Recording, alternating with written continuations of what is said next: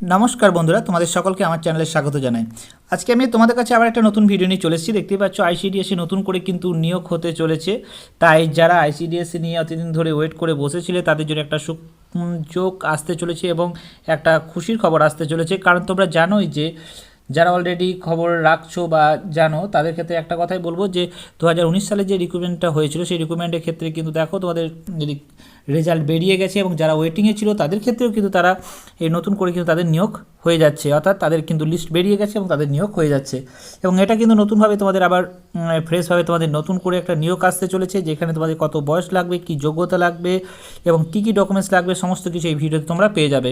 তাই যারা ভাবছো যে আইসিডিএসের জন্য নতুন করে পরীক্ষা দেবে এবং পিএসসির আন্ডারে কিন্তু এই পরীক্ষা হবে, তাই যারা ভাবছো যে এটা পরীক্ষাটা দেবো তাহলে তারা কিন্তু এখন থেকেই কিন্তু উঠে পড়ে লেগে যাও। কারণ হচ্ছে এটা খুব তাড়াতাড়ি কিন্তু রিক্রুটমেন্ট হবে এবং খুব তাড়াতাড়ি কিন্তু এখানে সিলেকশানও সব কিছু হয়ে যাবে।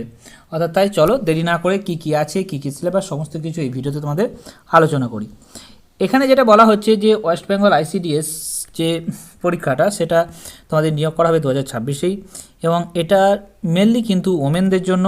তাই এখানে অঙ্গনারী ওয়ার্কার এবং অঙ্গনারী হেল্পার এবং সুপারভাইজার পদে এখানে নিয়োগ করা হবে এবং সেক্ষেত্রে কিন্তু একটা সুবর্ণ সুযোগ আসতে চলেছে মহিলাদের জন্য। এখানে শূন্যপদ কত সেটা পরে আসবো। শূন্যপদ বলতে এখানে অফিসিয়ালি 2954টি শূন্যপদ ছিল, যদিও এটা আগের সরকারের ক্ষেত্রে এটা বলা হয়েছিল, কিন্তু এখন সেক্ষেত্রে কিন্তু আর নয়, সে কিন্তু এই পোস্ট সংখ্যা অর্থাৎ এখানে শূন্যপদ কিন্তু আরও বাড়তে চলেছে। এটা কিন্তু প্রায় 6000-এর ওপর কিন্তু শূন্যপদ আসতে চলেছে।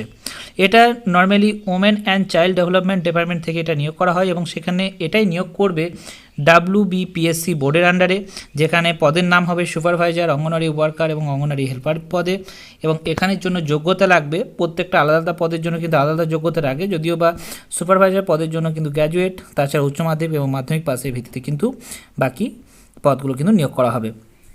এখানে বয়স লাগবে 18 থেকে 39 বছর পর্যন্ত, কিন্তু এখানে 5 বছর বয়সে ছাড় দেওয়ার জন্য এটা কিন্তু 44 বছর পর্যন্ত হয়ে যাবে এবং তার সঙ্গে রিজার্ভেশনের জন্য যে আলাদা করে বয়সে ছাড় দেওয়া হয় সেটাও কিন্তু এখানে পাওয়া যাবে। এখানকার বেতন স্কেল পুরনো অনুযায়ী ছিল 7100 থেকে 37,600 পর্যন্ত, কিন্তু পরবর্তী ক্ষেত্রে এটা বাড়তে চলেছে। এটার জন্য তোমাদের আবেদন কিন্তু WBPSCর আন্ডারেই কিন্তু তোমাদের এখানে নিয়োগ করা হবে এবং এখানে তাছাড়াও আইসিডিএসের অফিসিয়াল যে ওয়েবসাইট নিজস্ব থাকবে সেখানে গিয়েও কিন্তু তোমরা এর সম্পর্কে সার্চ করতে পারো। এরপর যেটা আসছে তোমাদের যে এখানে আবেদন ফি কিন্তু আগে 160 টাকা নেওয়া হতো, এখনও কিন্তু সেই পিএসসির আন্ডারে যদি এটা রিকমেন্ড হয়ে থাকে অর্থাৎ পিএসসি কিন্তু করবে এবং এখানে কিন্তু তোমাদের 160 টাকা করেই কিন্তু অ্যাপ্লিকেশন ফি নেওয়া হবে। এরপর যেটা বলবো এখানে কিন্তু মোট পূর্ববর্তী যে নোটিশ অনুযায়ী কিন্তু এখানে টোটাল পদ ছিল 2954টি, সেখানে কিন্তু জেলাভিত্তিক প্রত্যেকটা ক্ষেত্রে আলাদা আলাদা করে শূন্যপদ দেওয়া হয়েছিল। এবং এখানে করতে গেলে তোমাদের শিক্ষাগত কি যোগ্যতা সেটা বলাই হয়েছে যে এখানে কিন্তু কোনো রকম গ্র্যাজুয়েশন ডিগ্রি তোমাদের থাকতে হবে এবং এখানে বয়সের প্রার্থী হতে হবে 18 থেকে 39 বছর পর্যন্ত। সেখানে কিন্তু এখন জেনারেলদের ক্ষেত্রে কিন্তু 5 বছর ছাড় দেওয়া হচ্ছে বলে এটি 44 বছর পর্যন্ত হয়ে যাবে এবং SC STদের জন্য আরও 5 বছর ছাড় এবং OBC এবং PWদের জন্যও কিন্তু ছাড় পাওয়া যাবে। এখানে প্রত্যেকটা পদের ক্ষেত্রে কিন্তু বলা হচ্ছে যে আলাদা আলাদা কিন্তু পে স্কেল আছে অর্থাৎ বেতন স্কেল আছে। এখানে ওয়ার্কারের জন্য হচ্ছে 12,000 থেকে 15,500 এবং হেল্পারের জন্য 8,250 থেকে 10,500 পর্যন্ত কিন্তু বেতন দেওয়া হবে। এটা দেখা হচ্ছে যে এখানে বলা হয়েছিল যে এপ্রিল মাসে এটা দ্বিতীয় সপ্তাহে কিন্তু এটা আসতে পারে নোটিফিকেশান, কিন্তু এখনও পর্যন্ত আসেনি। তবে খুব সম্ভবত জুন মাসেই কিন্তু এর নোটিফিকেশান আসতে চলেছে, অর্থাৎ জুন মাসের কিন্তু লাস্ট পর্যন্ত এর নোটিফিকেশান আসতে চলেছে। তাই তোমরা কিন্তু জুন মাস পর্যন্ত কিন্তু তোমরা ওয়েট করো এবং তোমরা এর নোটিফিকেশান কিন্তু তোমরা জুন মাসের মধ্যেই পেয়ে যাবে। এরপর যেটা বলবো এখানে জুন মাসে যদি এটার নোটিফিকেশান আসে তাহলে জুলাইয়ের লাস্ট পর্যন্ত কিন্তু এর ফর্ম ফিল আপ চলবে এবং এটা কিন্তু এক্সাম হতে হতে কিন্তু 2-3 মাস পরেই কিন্তু এক্সাম নেওয়া হয়ে যাবে। কারণ এখন কিন্তু যাই রিক্রুটমেন্ট আসছে না কেন সবগুলোর ক্ষেত্রেই কিন্তু খুব তাড়াতাড়ি পরীক্ষা নেওয়ার একটা সম্ভাবনা দেখা দিচ্ছে।